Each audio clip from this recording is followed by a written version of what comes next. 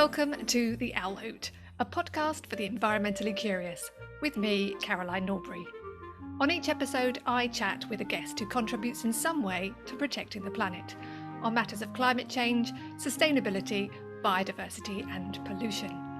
Here is a place where you can gain new knowledge and be inspired. Enjoy listening.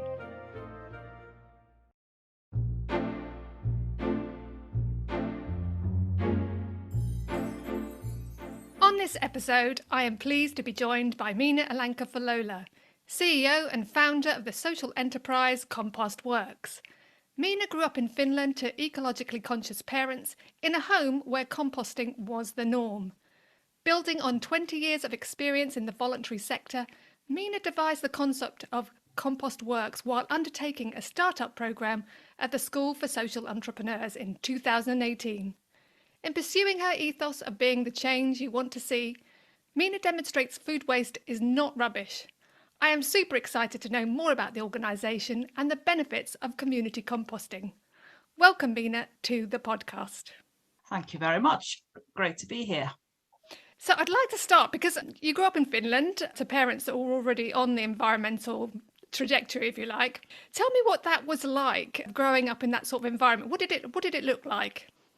Well, we lived in a detached house, as do many Finns. It's not unheard of at all. We had a garden, and in the garden we had a converted chest freezer, which operated all year round as a compost bin. So it was a hot compost system, including cold Finnish winters, it operated in -30 and so on. So for me, I never really paid that much attention to the compost itself or the fact that we separated our food waste. It was just what we did. So it was an obvious thing to do. It was, so I kind of just grew up with it as a normal thing to do. We also separated, paper and cardboard from a very early age. So it's just like it's been a natural part of my way of life. And was that similar to other Finnish people in your neighbourhood? Was that just the social norm across the board? A lot more common, but I don't actually think anyone else had most people didn't have converted chest freezers. And I don't think that many people necessarily separated food waste to the extent that we did. So for me, it was the norm, but actually, was it a norm across the board? Probably not really. I think people probably had compost heaps, more like open heaps, which may have operated in the summers, but not so in the winter. So I think in that sense, my parents probably were sort of pioneering at that time, which would have been in the early 80s. Absolutely. And obviously you live in Liverpool now. When did you make that switch over? And did you get a sense of, why isn't everyone else doing this? So before I moved to Liverpool, I came to Liverpool when I was 21, but before that I moved away from my parents' home and went to university, and very quickly realized that actually I need to compost. It's actually something I'm used to doing, and it's not right. It just does not feel right to throw food waste in the bin. So I devised, whilst at university, my own composting systems in my flat, my various flats. So there was lots of experimentation on the home built systems. Some were successful, others weren't. So I did have systems where the worms literally vacated the compost bin, and I'd come home and they'd be crawling across the wooden floors trying to get away from the compost. So early experiments, some of them weren't successful. I moved to Liverpool in 1997, last century now, and there was very little recycling here, never mind composting. So that was a bit of a culture shock. So eventually, I didn't straight away have a compost system when I came here. I lived in a shared flat, but I did very soon after that. I started again with some more experience this time, started setting up my own home systems. So it's always been a real desire and has had a real sense of importance to me that food waste just does not go in the bin. So in that sense, it's been a real sort of strong element in my way of life, in my personal kind of belief system. So to get to the nitty-gritty of why it's important, can you first sort of tell me What are we talking about when we're talking about composting? What does it look like? So home composting systems, for example, separating your food waste is important because, well, certainly like in Liverpool city region, in this area, food waste is about 39% of household food waste. That's a significant amount of waste.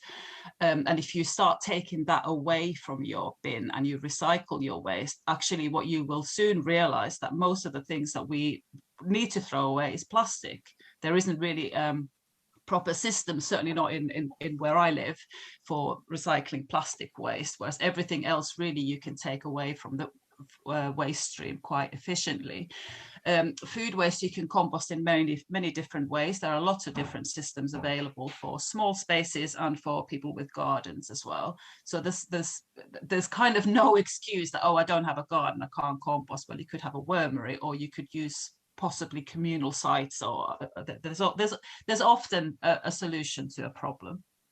That's a good point that you make, because lots of people will just kind of assume, okay, if I've got a garden, I can compost, and if I don't, I won't, sort of thing. Before we get right into how composting works, why don't we want food waste to go to landfill? In Liverpool city region, it actually doesn't go into landfill. It goes for incineration, but it's a massive operation. So in Liverpool, which is in northwest of England, waste gets collected and then it gets taken to the northeast in trains where it gets incinerated. So you can imagine the amount of transport and labor and emissions, costs, huge operations, and we're talking such vast amounts of waste.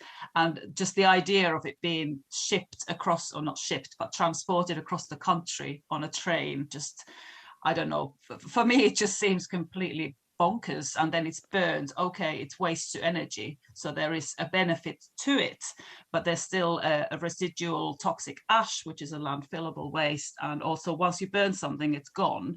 Whereas composting is a system devised by Mother Nature, or it's a natural process where things go back into earth. There is no waste. So you have your food waste, you compost it, you get compost, which is a component of soil. You can grow more food.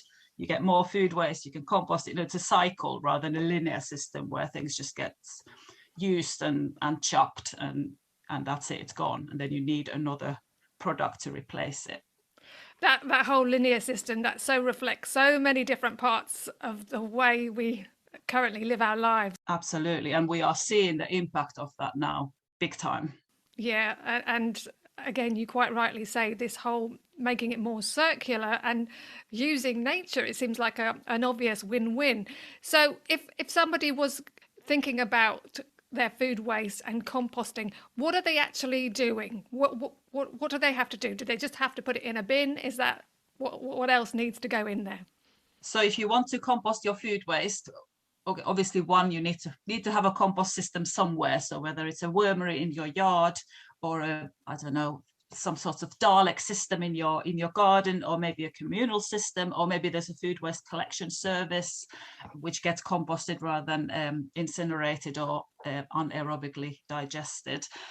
You need to have a mix of ingredients. So composting is a system. It's not just one ingredient, it's not just one product. So you need to have a good balance of materials. So we call them greens and browns.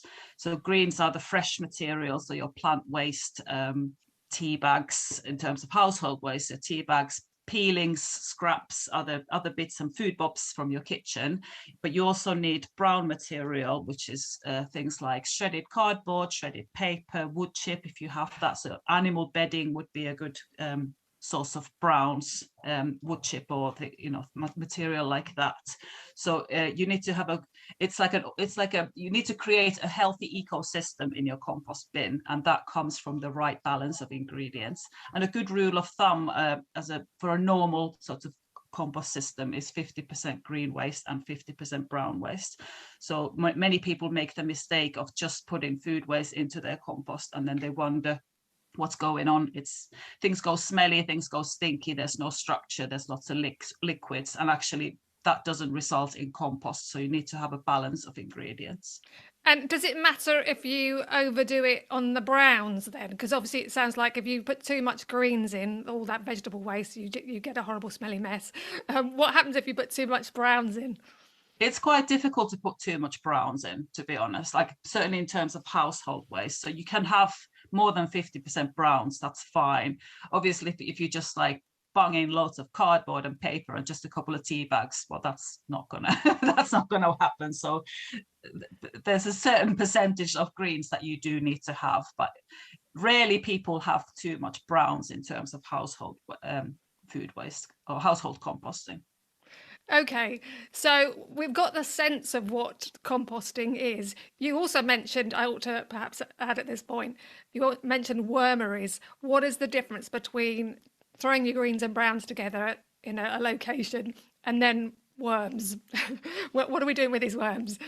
So wormery systems, they're slightly different in the sense that often it's a system that you purchase. So it's a tiered system where worms live on one level, and the other tiers are either spare levels that you use later, or the tier where the worm casts, which is the worm poo, drops into. And you can have worms in other composting systems as well, but wormeries are sort of special systems which can fit in very small spaces. So if you just have a yard, it'd be very useful, good system to have. Or you can, in some cases, even have them indoors, providing you don't have them near a radiator where the worms can dry out. They are good systems in the sense that they produce a really high quality compost product at the end of it. They can take a wider variety of material than, for example, like a box standard Dalek bin system could take.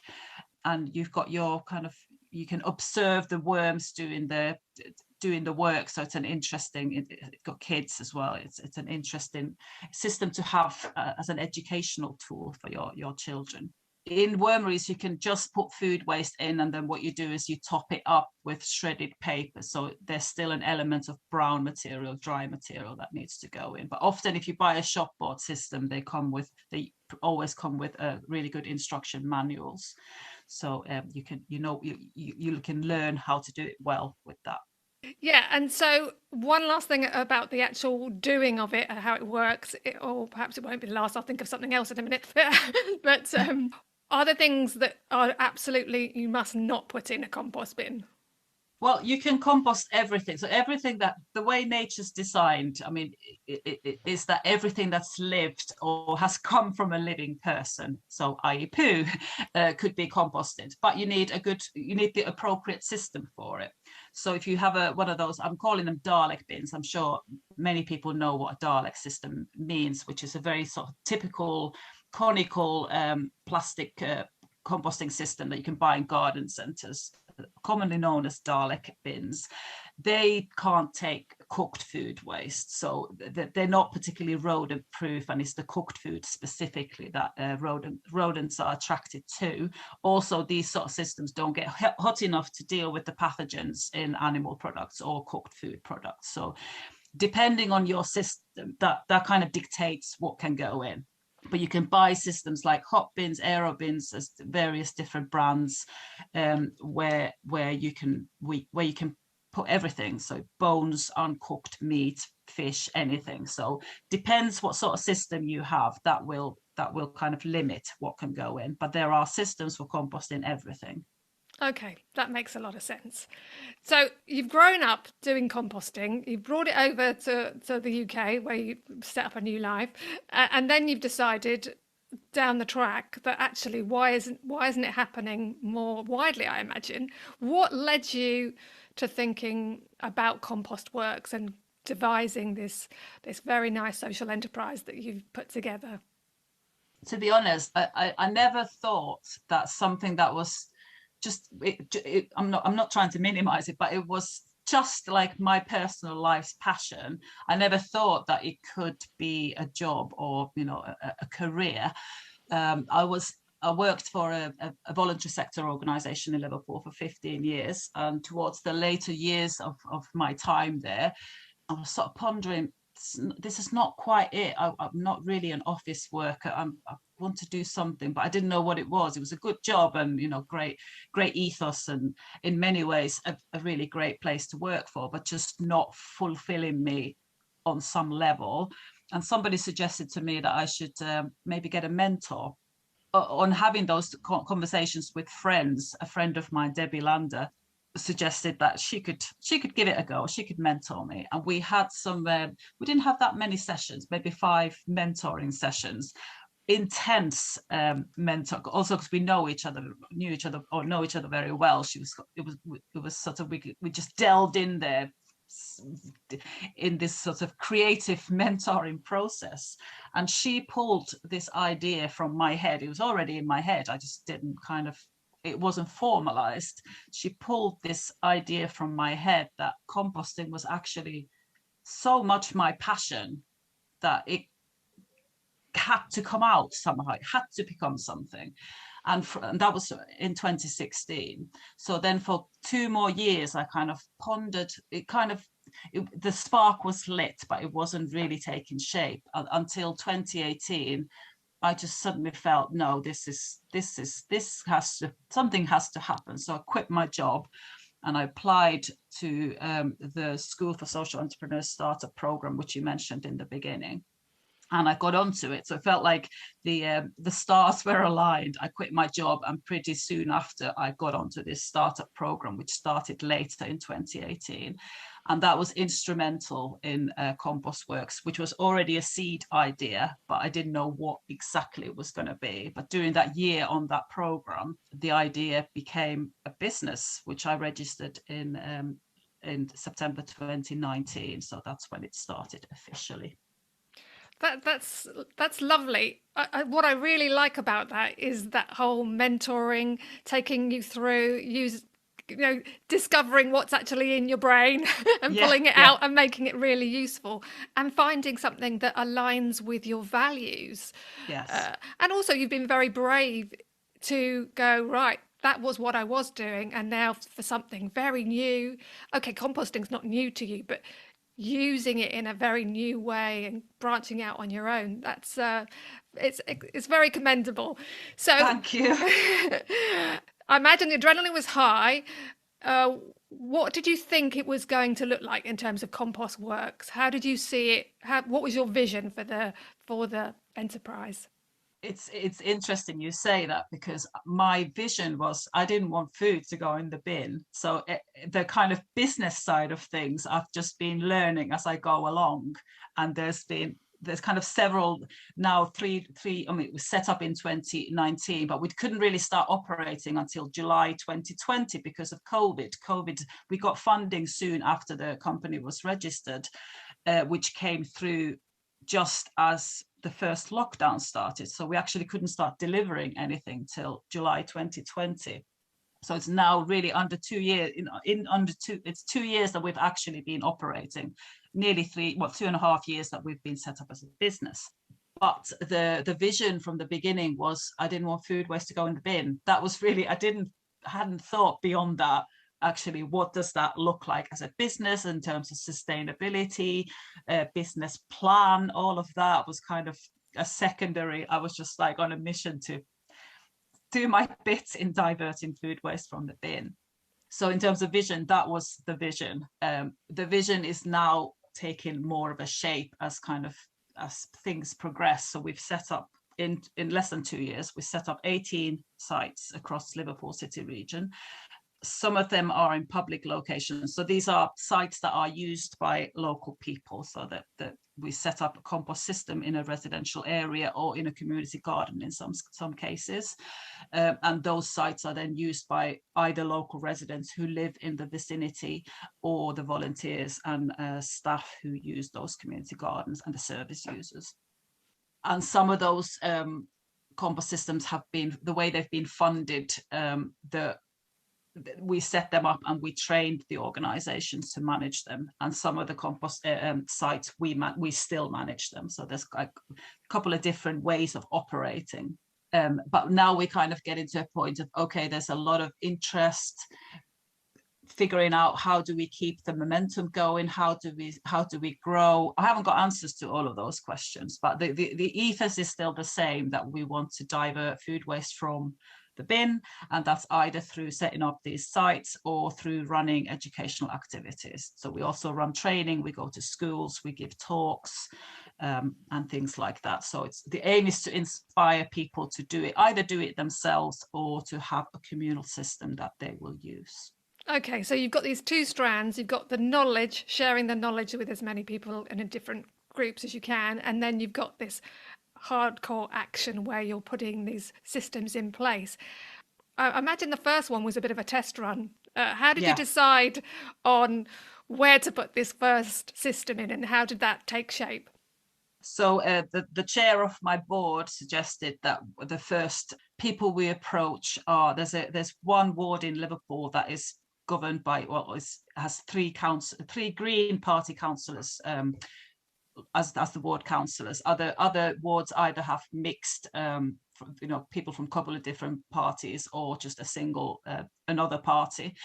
And she suggested that we approach these councillors because they're from the Green Party, therefore they might be more keen than maybe other political movements to support this sort of pilot project. And she was right, they were. And they funded our pilot site. They were very keen. And in fact, they pretty soon after that, they also said they'll fund another site as well. So the first two sites are on that particular ward. And actually, it wasn't, I'm really grateful for them, but it wasn't really that difficult to get the funding, because there is no food waste collection service in Liverpool. And obviously, as I mentioned before, it's a large quantity of household household waste is food. So there's a need for it. And as it turned out, there's a lot of interest. People actually want to separate, they want to compost their food waste. They don't want to throw it in the bin. Our sites are set up in residential areas, but we don't collect the food waste. So that's like another kettle of fish. There's legislation, there's all sorts of red tape around that, understandably so. This is like self-service. So if you want to compost your food waste, there's your site, there's a caddy, you need to do it yourself, you drop it off yourself. So, but what we have found is there's a lot of interest. There's a huge amount of interest. In fact, there's more interest than what we can actually cater for at the moment, restriction being funding, but certainly the interest is very much there. I mean, that's really encouraging itself, because it's one thing for you to be enthusiastic about composting, but if you were in a sea of where everybody's going, why would we do that? Then that would make the whole thing a lot harder, I imagine. Absolutely, yeah. Sorry, as you said before as well, what was the vision? My vision to begin with, my vision didn't include the fact that people might not be bothered. They might not want it. Thankfully, people are bothered, so that's kind of helped things along. Otherwise, I think it would have been a short-lived business. Yeah, but it's also, I imagine this is very good for the soul, not only because you're following your passion, but seeing other people also be interested in, because sometimes you can feel that it's a bit of a difficult movement being involved in making things more environmentally friendly or being more sustainable. You can feel like you might be a bit of a lone voice, but when you come up and you see lots of people wanting to engage, that must really fuel your ambition, I imagine, anyway. It's absolutely wonderful. The feedback that we get from people who use our sites has been just so heartwarming. And people who then might have to leave the scheme because they're moving away from Liverpool, then they email us saying, okay, take us off the database, we're moving to another city, and we hope they've got a similar service because we've loved being part of it. The feedback's been wonderful, and we sent out some surveys as well, and just great feedback. And also it's nice to hear people say that they love seeing their neighbours doing those trips with the caddies, and they feel a sense of community and sense of connection to their community. And in that subtle way, I think community composting is also building communities and increasing community cohesion. And obviously, we're producing compost from locally collected food waste. So there's that circularity aspect as well. The compost is then given out to the people who use that compost site. And if there's any surplus, that goes to local allotments or other local food or growing projects. So the idea is that there's minimal transport involved, and it's kind of local food to waste to food. That circularity is there. So you mentioned when people move away, they have to let you know to come off the database. So does that mean everybody that is actually taking a caddy to the compost location? People aren't just turning up with their food waste; they have to register. Yeah, you have to register. So our sites have there's capped number of members, and our compost bins are locked. So only people who register for that particular site, i.e. they've either had the caddy or they've definitely had the information sheet, because not everybody, they might already have a caddy, so they don't need our caddies, but only people we know the size of their household as well, so we can monitor the number of people, because we can't overwhelm the systems with hundreds of people potentially dumping in loads of garden waste, so it's a membership scheme, a limited number. People have had the information sheet, people are on regular contact with us, because we send out like regular updates, and so there's like a kind of, we keep a close eye on how many people are using each site, and this is the sites that we manage. The other sites, which are now managed by the community gardens, they deal with their memberships, but again, they know how many people should use it, and you shouldn't go over a certain amount of people, so you don't overwhelm the system. Yeah, I was wondering how you managed how that all sort of operationally works. So when it gets full, or does it get full? How long do you leave it before because obviously it doesn't magically overnight become really useful compost. How long do you have to leave it before you can then put it out to whoever is going to take the compost? So the sites have 3 compost bins, sometimes 4, depending on the number of users. So we've got a couple of sites which have more users, so we've increased the size of the site by simply building another compost bin. They're wooden systems, about cubic meter each, but standard site has 3 of those, and they're used in rotation. So you fill one up, and if it's at full capacity, which is about 40 to 50 households, that one compost bin will fill up in about 4 months, 3 to 4 months, depending on how much fresh, how much cooking people are doing, how much waste they're producing, but about 3 to 4 months on average. You then lock that one up and start the next one, and then when that one fills up, you start the third one, and then by the time the third one is full, the first one then is ready to be emptied and used. So it works well that way. It fits. So the first system is ready in about 10 months time to be used. And did you, when you started doing this, did you have all those sorts of things? Did you know that it was going to work like that, or is it kind of evolved as you've realised the demands and the experience of what it's actually going to look like in that community setting? When I was doing the startup course with the School for Social Entrepreneurs, I did lots of research on other community composting possibly happening in Liverpool, not in Liverpool, in the UK, tried to find out as much as possible about what's already out there. And I visited Brighton and Hove Food Partnership in Brighton, who have a community composting scheme. I already had an idea what I wanted to do, and it was surprising to see that what they had was very similar to what I had. So I had a really fruitful visit to Brighton and visited a couple of their sites, met the chief executive there, very helpful. So that kind of cemented or gave me practical guidance on what to do in Liverpool, but still saying that the pilot site was the big learning curve. So really, you don't know how much, you can't really, although we kind of have a rough number of members for each site, but you still can't quite guarantee how much waste they are producing, because you don't know how much food waste and peelings and things like that that particular group of people might be producing. So there was, with the first 2 sites, there was very much like we were learning as we were going along. And one of the sites we actually had to expand to 4 bins because they were just filling up so quickly. And by the time the 3rd bin was full, the first one wasn't ready yet. So it was like, okay, let's think on our feet and build another one.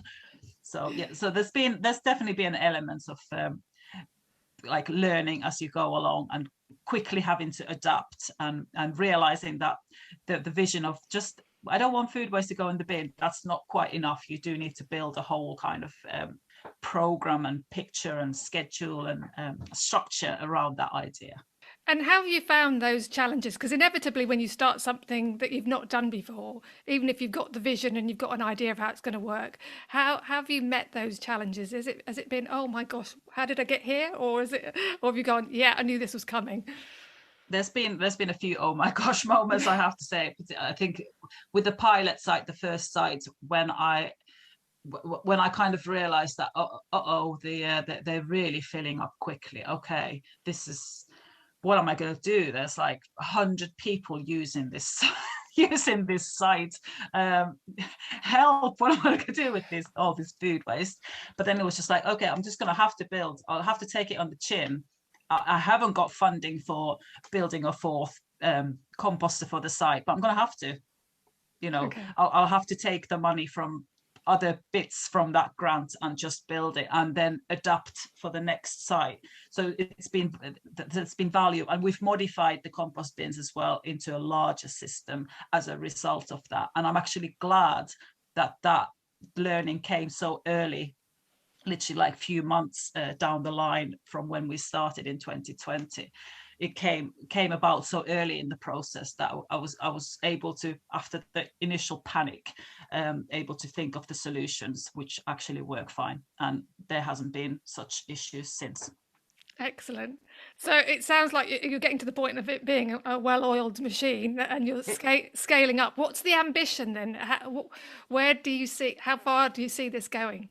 I mean, the definitely scaling up is now very much like forefront of our thoughts, and scaling up, I think this sort of communal composting is great for people who are prepared to walk to their local site, which isn't everybody, as you can imagine. And you can understand why. People have busy lives, people might have loads of kids, they might have mobility issues, whole host of, it might not be the priority of their concerns. There's whole bunch of reasons why this sort of communal composting isn't suitable for everybody. So our longer term vision is to look into food waste collections, having larger sites for composting, but we're very much focusing on composting. So we're not going to be about any other type of food waste processing, such as anaerobic digestion or energy production. That's not our interest. We want to create compost because we want to build soil, and the only way to build soil and to restore soil is through good quality compost. There is simply no other way. That is the natural way. I think that is such an important point you've made there about the soil being so valuable, and that we need to replenish it. It doesn't, we can't keep taking out of the soil and not putting it back. And composting does that. But as you say, it follows that natural cycle. So I'm so glad you put that in there, because that's so key to why you're doing what you're doing, aren't you? Is to build up the soil rather than it go to landfill where it just produces methane and doesn't. That's right, yeah. I think perhaps people make the presumption if it goes to landfill, it breaks down and that's okay. But it's not. It doesn't have the same decomposition, does it? In a landfill, it doesn't break down the same way at all, because landfill is an environment where oxygen isn't present.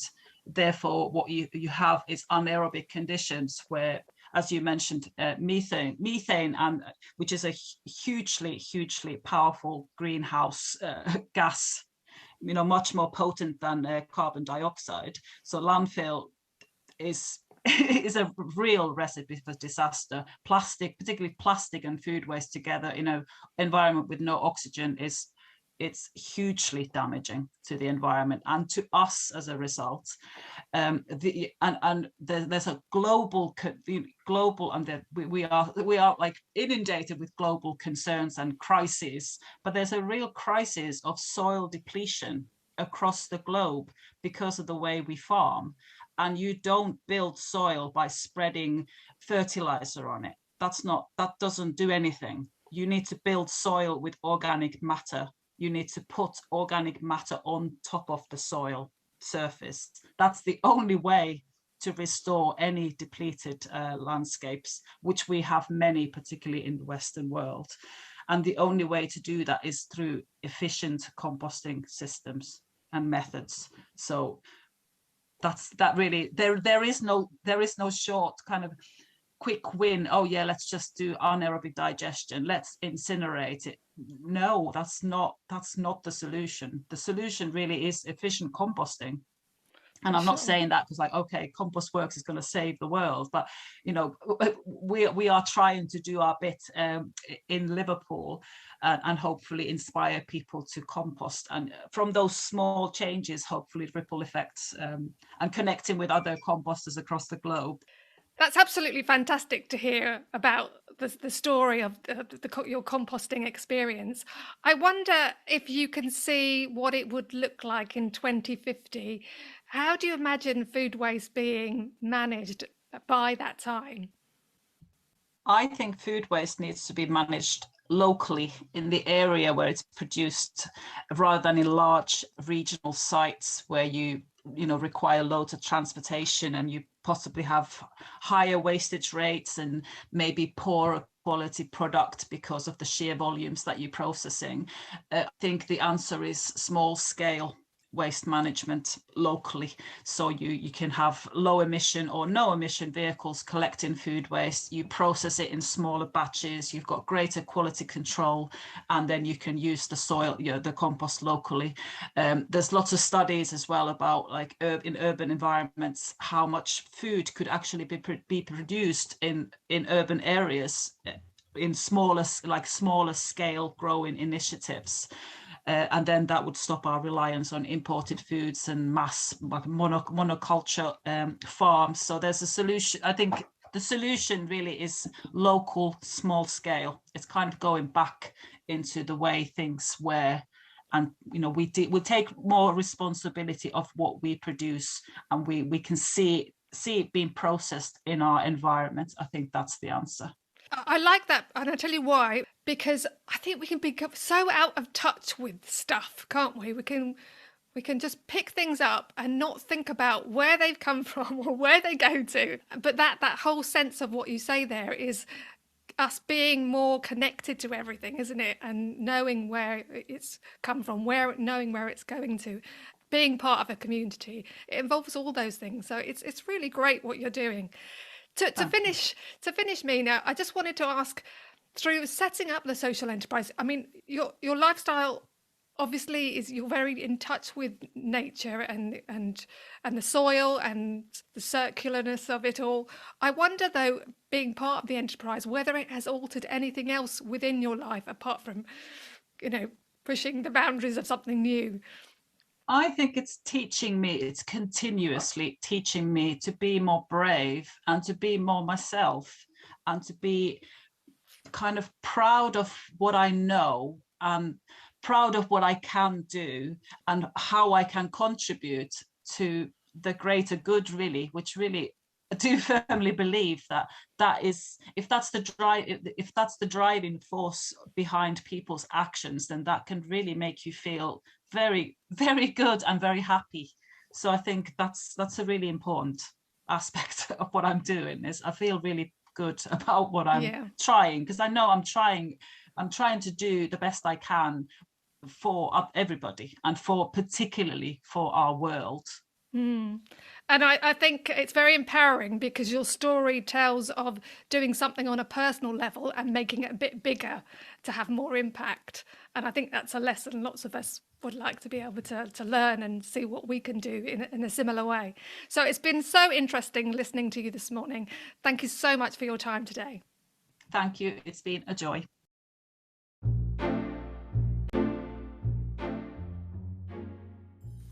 I so enjoyed chatting with Minna. Her story is a testament to the power of building on personal environmental interests to deliver more impact. Her vision is clear: to make the most of food waste, to replenish the soil and prevent it from going into landfills or incineration. She has built an enterprise on giving more people the opportunity to be involved with composting. How wonderful is that? It's inspiring and quite joyous to see the additional benefits of a community coming together.